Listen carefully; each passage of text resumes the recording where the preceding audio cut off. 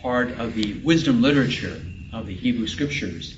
They are considered theologically the most advanced out of all the different categories of the biblical literature.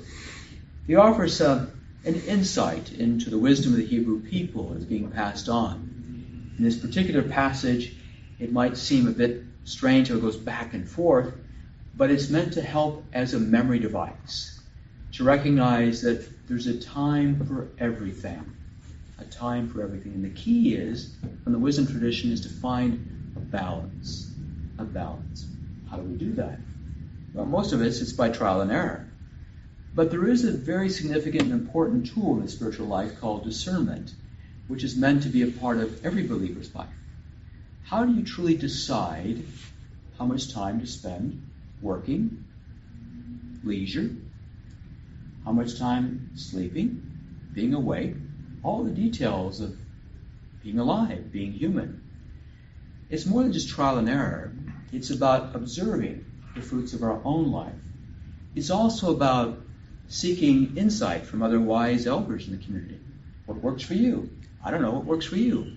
In the sharing and the praying and the coming together, we find ways and means of developing what we call a healthy balance. A healthy balance. Obviously, there is truth in both sides. But when we push something too far, it can become abusive and in some situations actually violent to the human person or the human condition. For example, yes, work is a good thing. You push it too much, you've got slavery. Or, for example, during the Nazi regime, painted in huge letters, the 5 things that the Nazi regime really pushed, 2 of them were obedience and work.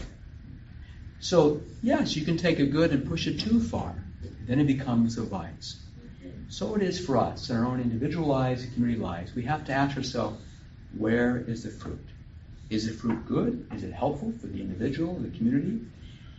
And so, as we turn to the martyrs whose feast we celebrate today, obviously at some level they knew what they were doing. And they knew the danger they faced. But in the practical wisdom of their life, they knew there is a time for living and proclaiming the good news of Christ.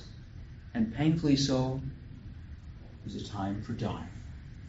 And putting that belief in practice in a way that is longer than one's own individual life. We too have been baptized in the life, death, and resurrection of Christ.